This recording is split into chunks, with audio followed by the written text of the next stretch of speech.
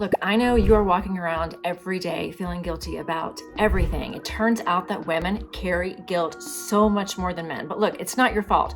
I know that you were programmed to feel guilty, but I also know that this is not a natural way of being for you as a spiritual woman in this world. I want to give you the tips and tools for how to drop that guilt for good, how to delete it from your life so that you can walk around being so much more confident, so much more happy, and stop living the life your mom told you to live. Let's get into the video.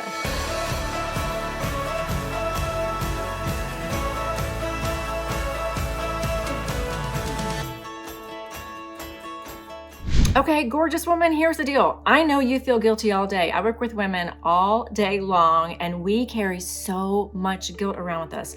We feel responsible for everyone and everything. And you know why we do it? Here's the thing. It's not your fault. The reason why you do it is because you watched your mom or your caretaker, your grandmother, all the women in your community actually take on the needs of other people as their responsibility, right? So as you were raised, if you were anything like me, you were taught to put your needs down underground, to bury them, to bury your own desires, to actually be ashamed of maybe some things that you want, and instead to be liked, to be loved, to be the good girl, to tend to everybody else in the family, to tend to what your dad needed, to tend to what the people maybe in the church or at your parents' company needed, to tend to everyone else in the home before you were taking care of yourself. So you were taught to put your needs last. So here's the thing. Think about a baby. Think about the way a little girl is born. If you've ever been around a toddler, and this goes for all kids, but let's look at women here, because most of my viewers right now are going to be women. Any little girl, when she's born, and I have a daughter, when she was born, you know how fussy she was? You know how she demanded what she wanted? Any of you with daughters are nodding your heads. And you were probably this way when you were born. You demanded what you needed. You were probably super strong-willed. She did not feel guilty about asking for what she wanted. She would demand it. She was much more like ground into her needs than either of my two boys. And here's what's interesting. That very strong-willedness that we have as little girls is exactly the thing that is supposed to serve us in life, to really ask for what we need. And then when we're in our divine feminine, as we learn later in life, the divine feminine actually is supposed to receive that. But what do we learn? We get called a bitch if we ask for too many things that we want. We get disliked, unliked by people if we're putting some of our needs first, or we're actually, for God forbid, saying no. So one of the main things that I've heard so many of my clients say, me included, is, you know what, I may have been taught that, but I've come to the realization that I don't want my mom's life. I don't want my grandmother's life. I want my life. And we live in a day and time right now where the energy has changed. Maybe they had to carry that guilt. They had to caretake. You know, many of our parents, grandparents, great-grandparents were coming out of wartime. My mom was a German immigrant, like there wasn't time for her to put her needs first. And so, they were in survival mode, and there was a lot of caretaking going on. So no shame on them.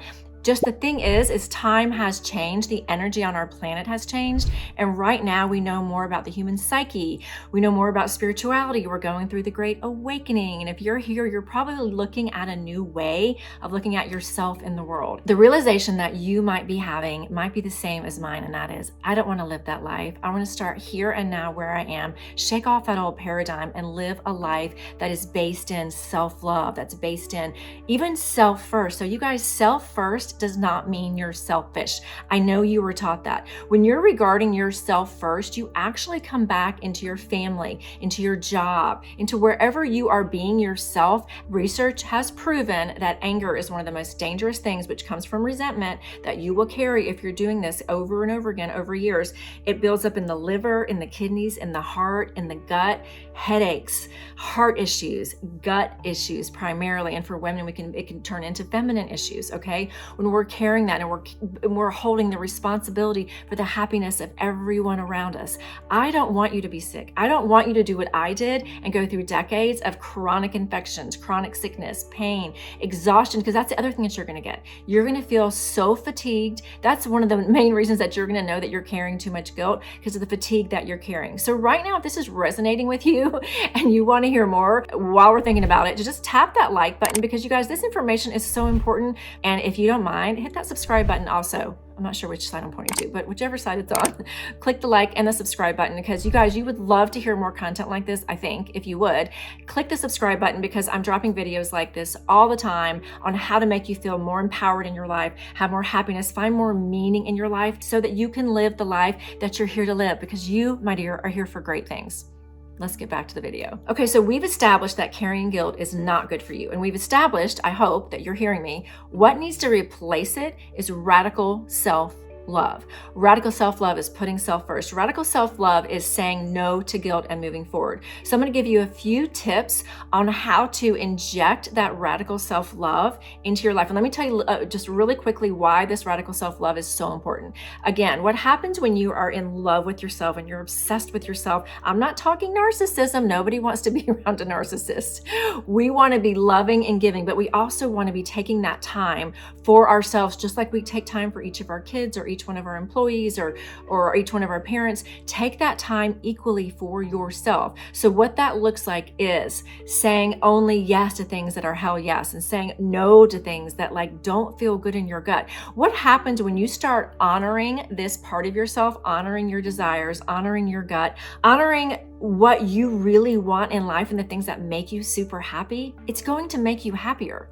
And then when you get happier and you're feeling more taken care of by you, other people start honoring that in you, and you will start attracting, remember, like attracts like. So when you're carrying an essence, a vibration of radical self-love, that means I'm important. When you are emanating with pure radical self-love, you will then attract people into your life that will treat you the way that you have established in your own energy field. And guess what? Those that aren't, they may get a little bit pissed. They will either adjust or they will fall away. And so this is about you teaching people through your actions what you will now allow in your life and what you will not allow. You're not allowing guilt in your life. One of the things that I started doing, I'm guilted a lot by my mom. I'm just gonna say it. Like, that's been my entire life. It's been really, really hard. It's been one of the biggest struggles between us. It's changed how I parent my own daughter. And one of the things that I did to change this and put a boundary in is literally the simplest thing. And it's something that I say to her. God bless her.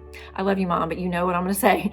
I literally say to her, I do not do guilt anymore. You know, I was raised in a church. Some of you may have been the same way. And, you know, there was so much guilt and shame and judgment and watch out and be a good girl and do this and do that. And, you know, there was so much guilt revolving around it. And it was just slathered on me. And even to this day, that dynamic is really hard to change. But, you know, when my mom starts coming at me with that, I literally now just say the simple words, I don't do this anymore.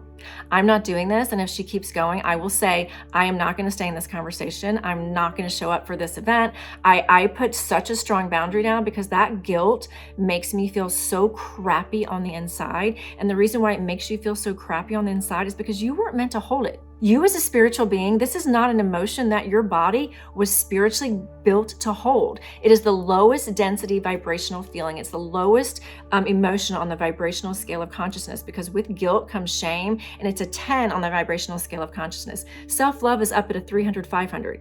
Would you rather operate from a vibrational essence of a 10, which is like 10 points away from death, basically, or operate around a 300, 500, where you're lighting up the room, people want to help you, and you're living in joy and abundance? Yeah, put me up at 300 or 500. If you want to be there too, I'm going to give you a few points before we close to help you get up to your 300 or 500 and to operate with such a beautiful essence that people are going to be begging to love you. Number one, like the story I just said, tell people you're not doing guilt anymore. When that starts coming up, I don't do guilt. When it starts coming up inside you, start taking note of how much during the day you actually are feeling guilty, taking on guilt for other people's outcomes in their life or whether or not certain things go well for them. Guess what? You're not responsible for anyone else's emotions. You're not. You're responsible for yours. So when it starts coming up and you start to feel that guilt, remember, you're dropping yourself to a 10. You don't want to be to 10. Literally in your mind, say, delete. I'm not doing that. Delete. I'm not doing that. And find a better feeling thought that looks like something you appreciate about who you are, something that's going really good in your life. Focus on your dog. I have a betta fish that I'm obsessed with. Focus on your betta fish, your favorite shoes, anything to pull your vibration up away from guilt. Number two, I mentioned it earlier. Only say yes when it's a hell yes, and say no when it's a no. And I'm going to follow this up with a 3. Stop apologizing. Rachel Hollis wrote a very famous book on this called Girl Stop Apologizing. And the reason it did so well is because we've been taught our whole lives, I'm sorry, I'm sorry, I'm sorry.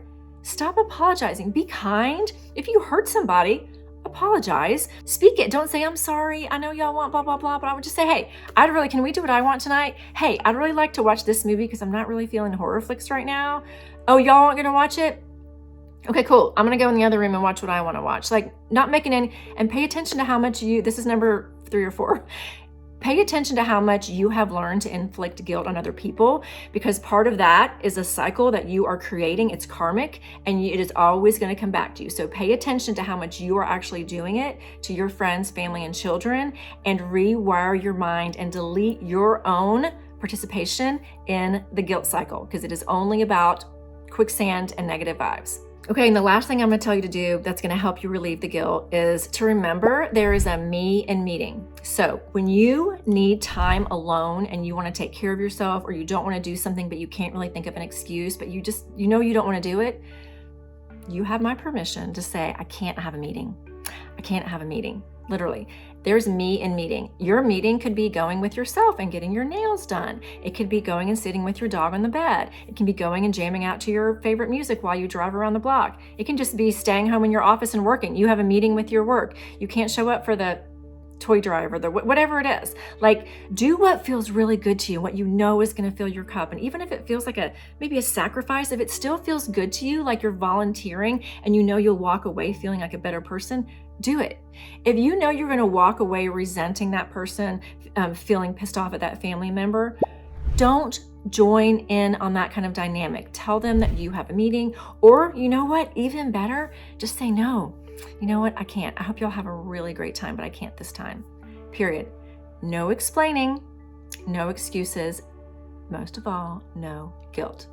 I hope you guys enjoyed this video. The main takeaway that I hope you know is that you have so many opportunities now to practice in your life, to delete the guilt, to bring in self-love, to value yourself first. And I hope you remember the most that when you start doing this, you will show up as a better you for everybody in your life, and you will start magnetizing to you those people and opportunities that match that level of self-love. So if you love this video and would love to have some more experiences and teaching about how to really deepen your own self-love, how to really find a life that's more full of health and abundance and freedom, I have a free masterclass coming up that I would love for you to attend. The details are at this link below. It's coming up soon, so make sure you click on it and get in on that free masterclass. I can't wait to see you there.